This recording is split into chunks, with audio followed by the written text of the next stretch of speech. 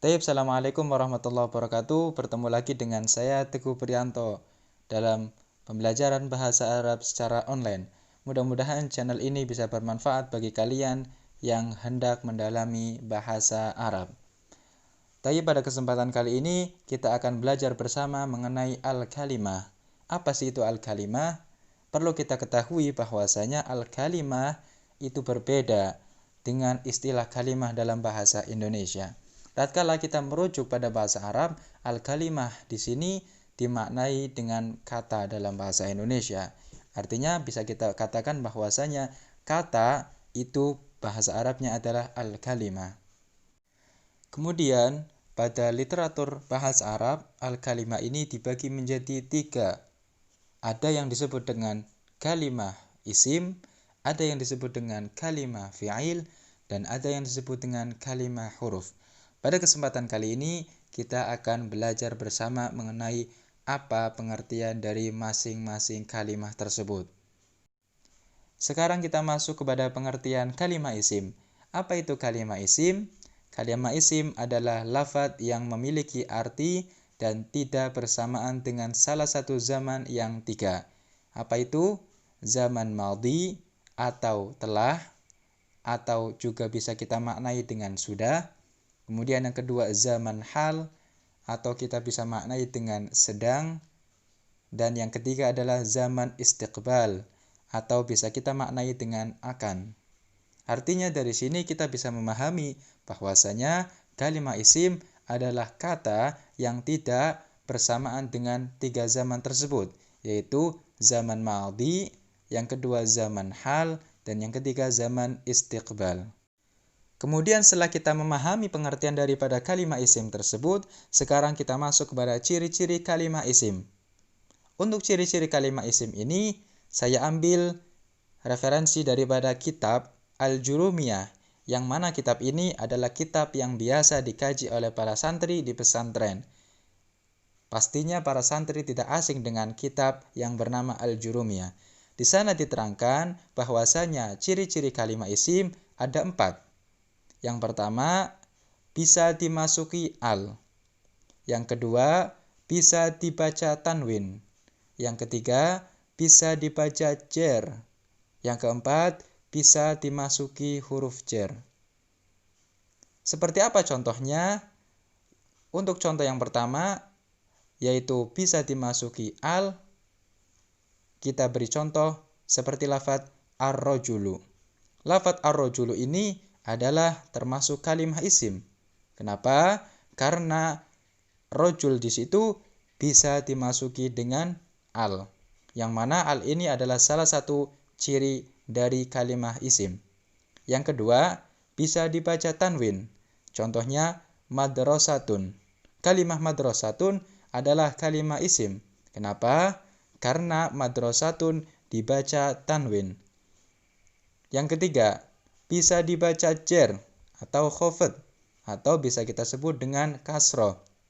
Contohnya kitabul ustadzi. Kitabul ustadzi adalah kalimah isim. Kenapa? Karena al-ustadzi ini dibaca jer.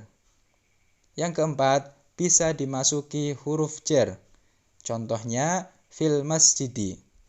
Lafadz fil masjidi atau al-masjidi ini termasuk kalimah isim. Kenapa? Karena kemasukan huruf jer, yaitu berupa huruf fi. Setelah kita mengetahui pengertian daripada kalimah isim dan ciri-cirinya, sekarang kita masuk kepada pembagian kalimah yang kedua, yaitu kalimah fi'il. Apa itu kalimah fi'il? Kalimah fi'il adalah lafadz yang memiliki arti dan bersamaan dengan salah satu zaman yang 3. Apa saja itu? Yang pertama, zaman madhi atau telah, yang kedua zaman hal atau sedang, dan yang ketiga adalah zaman istiqbal atau akan. Adapun ciri-ciri kalimah fi'il diantaranya adalah yang pertama, bisa kemasukan lafadz qad. Contohnya qad aflahal mu'minun, yang artinya sungguh telah beruntung orang-orang yang beriman. Lafadz aflaha di situ termasuk kalimah fi'il. Kenapa? Karena aflaha kemasukan lafadz qad yang bermakna sungguh. Kemudian ciri fi'il yang kedua, bisa kemasukan sin tanfis. Sin tanfis ini adalah sin yang menunjukkan arti akan dan masa terjadinya dekat atau lil qarib. Contohnya sayaqulus sufaha yang artinya orang-orang bodoh itu akan berkata. Yaqulu termasuk kalimah fi'il. Kenapa? Karena lafadz yaqulu didahului oleh sin tanfis. Kemudian ciri fi'il yang ketiga adalah bisa kemasukan saufa taswif. Apa itu? Saufa yang menunjukkan arti akan, namun masa terjadinya masih jauh, atau bisa kita sebut lil ba'id. Saufa taswif hanya masuk pada kalimat fi'il mudhari' saja. Contohnya saufa ta'lamun yang artinya kelak kalian semua akan mengetahui.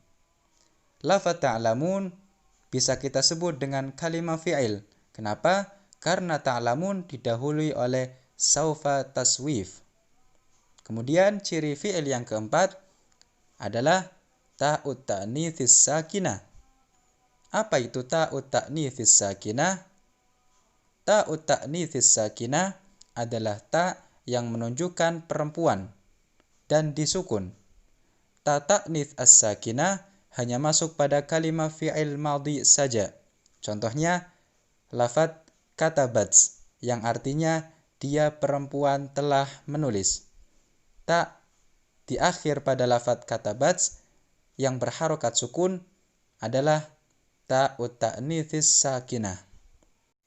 Itulah beberapa ciri yang bisa kita jadikan patokan atau bisa kita jadikan pegangan tatkala kita hendak menentukan sebuah kalimat, apakah kalimat itu adalah kalimat fi'il ataukah bukan kalimat fi'il.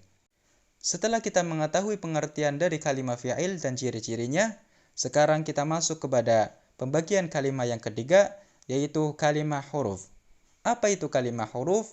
Kalimat huruf adalah kalimat yang tidak dapat berdiri sendiri. Ia akan selalu bergantung pada kalimat fi'il atau kalimat isim. Contoh, dakhala Muhammadun fil masjidi. Lafadz fi disebut sebagai kalimat huruf karena tidak dapat berdiri sendiri dan membutuhkan kalimat lain.